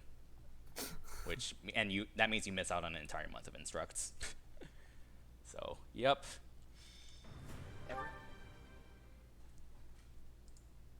So we're about to fight Adelgard, yay! And if we kill her, the run's totally over, right? Yay! No surprises after this? Yeah. Yeah, yay! But wait, I thought if Adelgard died, you got a game over. Oh, that's true. Crap. Shoot. Imagine chucking literal lightning at your enemy and he throws his lance and just deletes you. That's basically what happened. That's basically what happened. Okay, Linhardt has 5 warp range, so I don't need to move him. Pretty sure. Hopefully I'm remembering this correctly.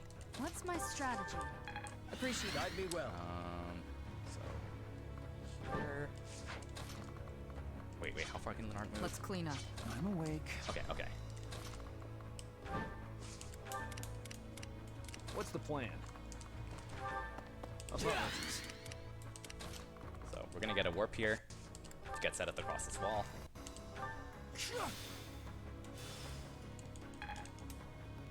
And the game lags here. And then we can go up and bonk Adelgard with the Brave Axe. And hopefully we don't get critted on. Or we can also miss. Despite having Lance Prowess 5 and also Dexterity plus 4. Guide me well. Which is unfortunate, but it happens. Alright, let's try again. Okay, thank you.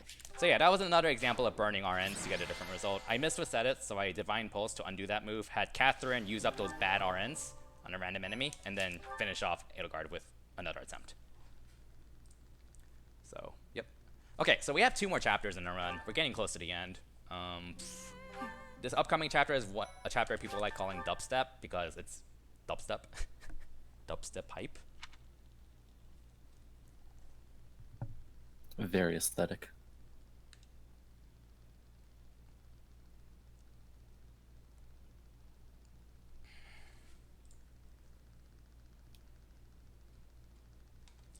Come on. No, Adelgard isn't important enough to be the final boss. Nope, she isn't. She is in the Blue Lions route. Not this one, though.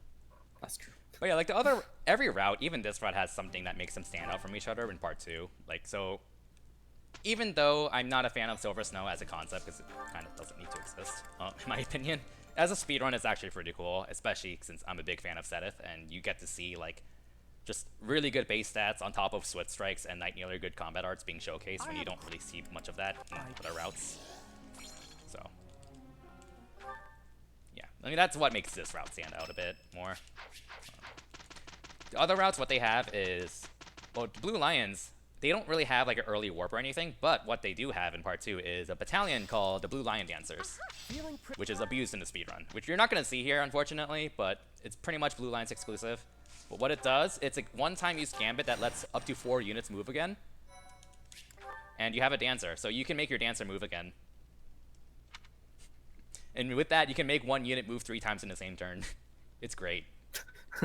And you abuse the crap out of that. Yeah, you can like move Dimitri, dance for him, move him again, then dance for both of them, then move Dimitri again, then dance for him with Flame, and then move him again. So technically 4. So 4. Yeah, you can move him 4 times in the same turn, technically. Yeah, that's fun. Good mechanic. The Crimson Flower route has Adelgard and Adelgard's combat art called Raging Storm, which is very broken. You can move again when you use it, basically. And it's as broken as it sounds, so you abuse that. And the Golden Deer route doesn't have anything like that, but it has Claude instead, who's like the best lord in speedruns because he's a free flying wyvern with bows and dodge tank, and he can go through enemies, and he's just really broken. So yeah, very broken. Okay, I need crit ring. Where is it? Crit ring and some stat boosters. Goddess icon. Seteth. Where's the hammer? Speed ring.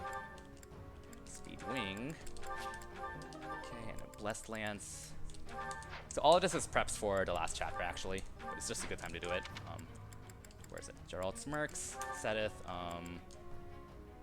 Empire Wyvern Core? I don't have that. Oh, wait, yeah, that's a different route. I was mixing up routes. This is Empire Armored Co, and then Shamir takes Zeros Archers. Sorrel takes Stride. And then you go here.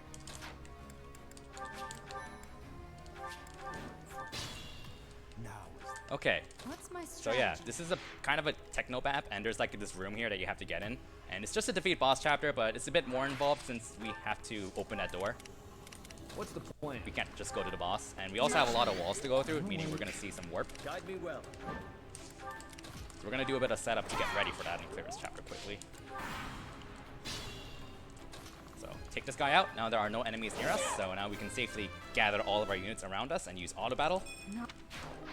Save us time. Okay, and now we're gonna use this little guy named Sorrel to use Stride, because literally anyone can use it. Violet's gonna go ahead and use a Pure Water, which is gonna allow her to give her +7 resistance for the next turn, which is really big. We're gonna dance for her so she can move again.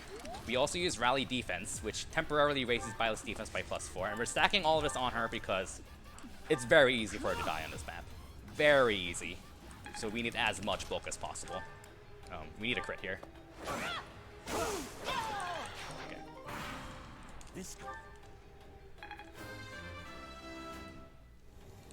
So we just need to survive this, and we are good. Also, that guy that Kirby just killed has a name. I never knew that until I actually like looked into the notes. Wait, he does? Yeah, like Sharon or something like that. Oh, I didn't know that. I didn't notice. What? They're in your notes. Oh, are they? Yeah. Okay, maybe I'm just brain farting. But yeah, he has a name. He doesn't have like a portrait or anything. It's just a generic one, but he has a name that's not just dubstep person. Okay. Oh yeah, also this chapter is the only main reason we make Linhardt a bishop, because we use warp with him twice. Normally you can only use warp once per map, but the bishop class gives you double the spell uses of white magic, which includes warp. Okay, so now we're done with that. We're gonna get to the last chapter, and oh boy, the last chapter is certainly a thing. It's certainly a thing. Oof. All right, so this last chapter is very exclusive. Like there is no other map like this. We're gonna have to take out a monster, which is a defeat boss map, and she has 4 health bars. But the first 2 attacks are completely negated. We have to kind of activate a separate phase. First, we're gonna go to the monastery because yeah, we don't want skipping through the calendar is slow. So instead, we're just gonna go talk to Sedith and say we're ready for the last chapter.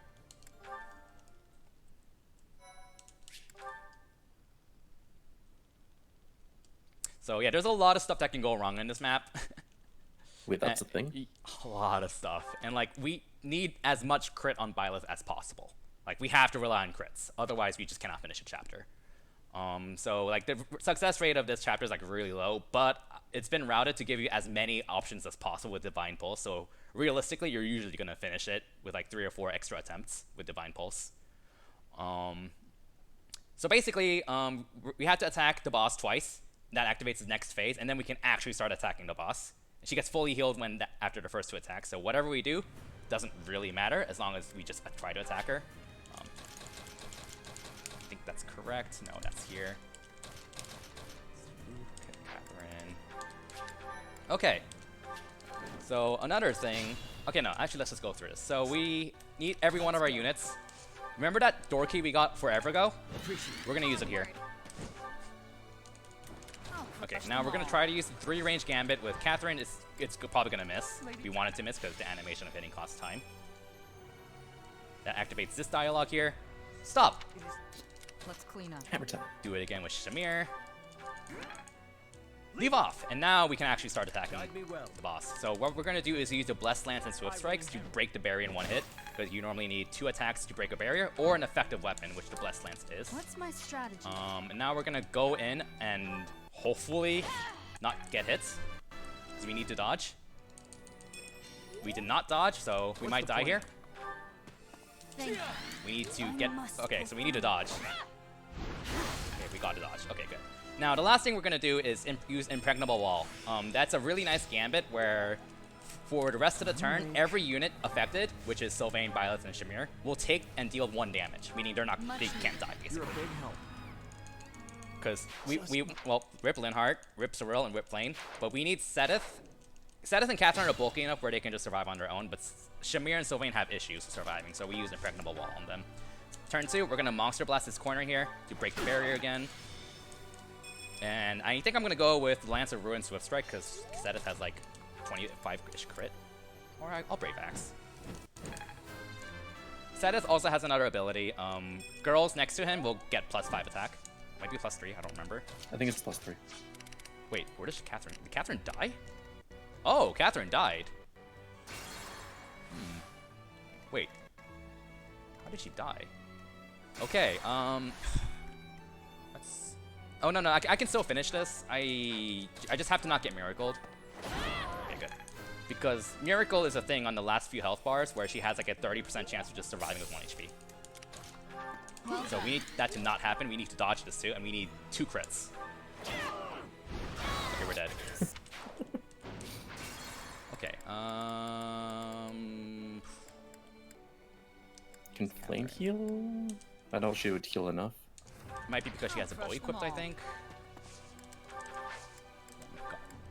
I'll unequip the bow and see what happens with that.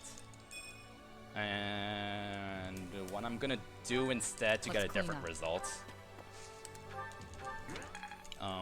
Last time I used Seteth to use Swift Strikes with the Blessed Lands. I'm not gonna do that this time, so that will give me a different result. I will inherit. Because his crest is not gonna activate, so that's 2 less RNs being rolled. What's the plan? What's my strategy? Crit.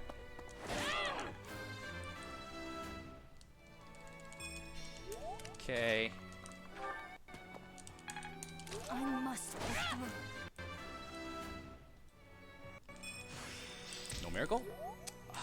We just didn't crit, period. So that's unfortunate.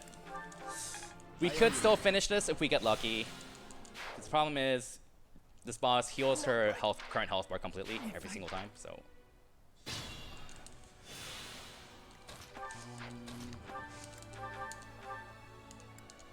yeah, I don't know why she keeps dying there. That's an issue. Let's see. Okay, I need a 9% crit. That didn't work. I have faith. Yeah, that didn't work. I can't kill her.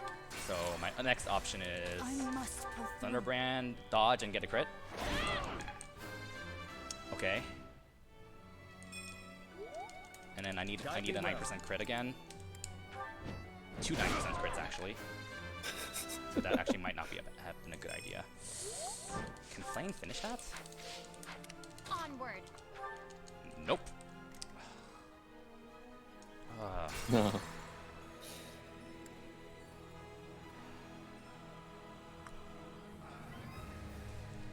Guide me well.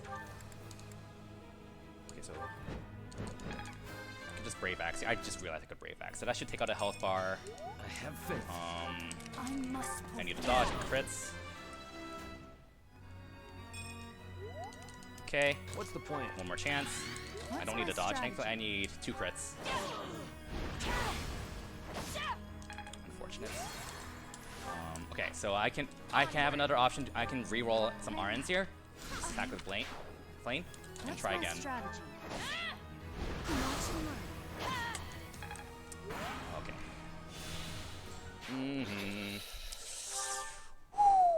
Well, I'm gonna reset. Well, If I don't finish Man, this in this attempt, well, we might have to cut this.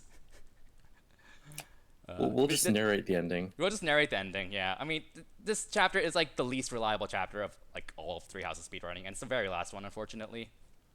So, okay. So yeah, Cyril. Why does Catherine keep dying though? I'm confused about that. Focus. Or is she just not rolls stats? Oh wait, no, get the Blitz go back. You can soft reset the game with LR start and select. Yep. Except unless you're loading, then you can't because loading screens. Apologies. Onward. Okay, let's try this again with a fresh set of RNs, and hopefully Catherine doesn't die, because that's actually pretty important for options. Whew. Stop. Let's clean up. Let's clean up. Shamir hit! That was an 8% chance of hitting. That wasted, like, a lot of time. Thanks! Thanks! You know, we just reset the chapter, but yeah, that wasted a lot of time. Yeah, you want to miss with that. It's got critted on, so that's unfortunate. I need to not Swift Strike. Hopefully not die. Okay. What's my strategy? Dodge? Or first hit crit. That's good too. Violet's crit is lower than usual. I think she got kind of dexterity and luck screwed. Yeah, her dexterity is pretty bad. So she usually has like 30 crit. Okay, no miracle. So this is a good start. We took out the first 2 health bars without, and also Violet's at full HP. So her dying is not going to be an issue. Okay. Okay. Catherine survived this time. I guess I just got really unlucky or something. Alright, this is the first try. So we're going to use Monster Blast to break open his barrier because it's effective on monsters. And then we're going to have Cetus go in. Lance of Ruin, Swift Strike, maybe get a crit. If not, oh well. I'll crush them all. Wrong ability. Actually, I was supposed to do the Shamir attack at free range, I forgot. Let's clean up. Yeah, Monster Blast. I have faith.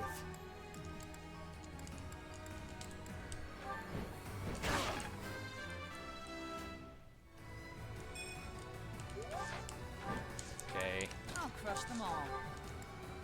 Oh my goodness, yeah, that's fine actually. What's my strategy? Okay. We have Catherine to burn our ends. We need it, so that's Well good. I must pull through. Crit.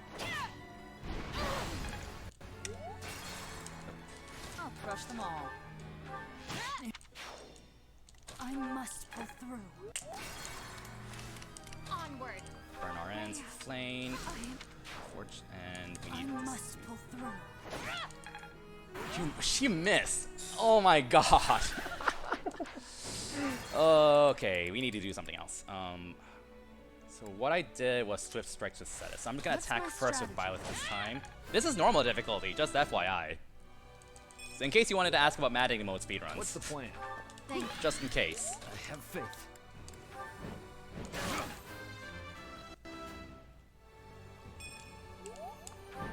Okay. I'll Oh, is that crush it? them all. Oh no! She has Vantage! Oh crap, wait. How much crush damage them did she take all. with Vantage? Is Flame heal enough? Onward. 37? That's enough. Just don't get critted. If I die here, you must. Are you joking?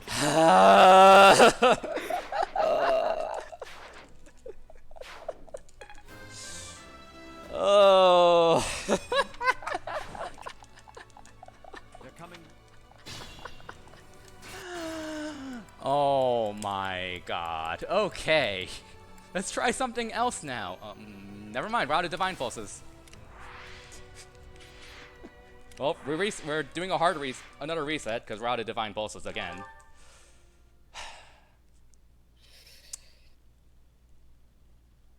This is why RNG manipulation is nice. Okay, I think I'll just give this like one more full attempt. If not, then I'll think I'll just ask Ghost to mercy kill this or something because I don't want us to fall behind. Okay, everyone's in the right position again. Let's try this again. Let's go. Appreciate it. Onward. Third time's a I'll charm. crush them all. Lady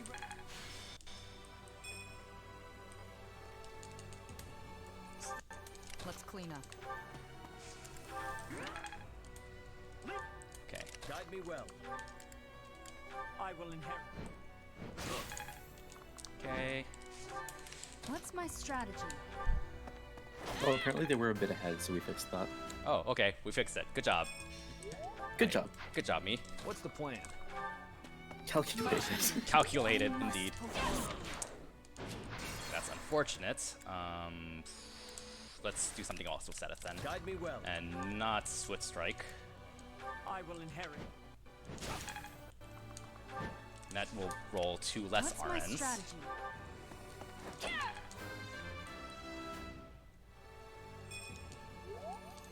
Yeah, it's like this is an example of like knowing what burns RNs and what doesn't, and like just knowing that really helps knowing how to like abuse Divine Pulse to get different results. Because like just attacking normally with Seth versus using Swift Strike, even though it's just the same attack kind of, burns a different number of random numbers. You're a big help. Oh, she miracled! Oh my god! Oh my god!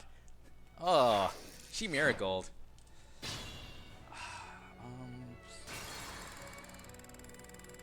And Seth has died. Yeah, and Seth died. Okay, I need to try something else here then. Guide me well. So I need him to not get countered, so I'm gonna go ahead and use the Swift Strike again. This time I'm gonna bank on a crit. Like What's my strategy? a 42 crit. Okay, so we got it. So that is gonna drastically change the result of this. Hopefully. What's the plan? Much needed.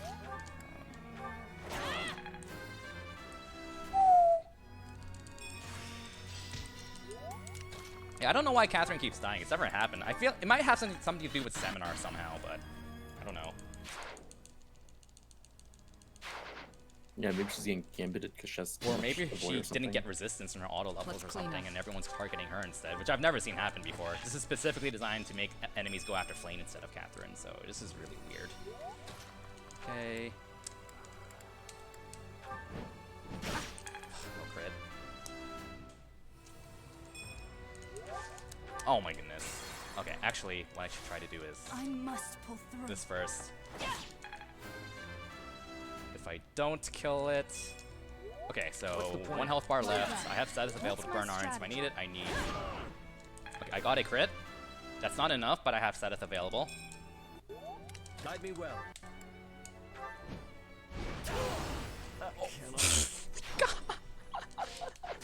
Are you serious? What's my strategy? Okay. Guide me well. We have flame. No, he got critted, so that's... Oh, yeah, I could burn Arns with that, but I already Divine Pulse. Okay, I'll do that instead.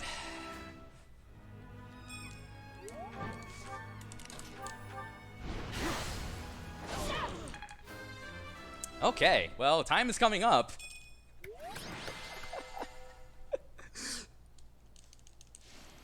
Time. 2 turns. What a fast final. Yeah, battle. 2 turns. Wait, was that was a 30 hit too, right? So she had to land a 22%, 18% chance, and then a crit. Oh god. Oof.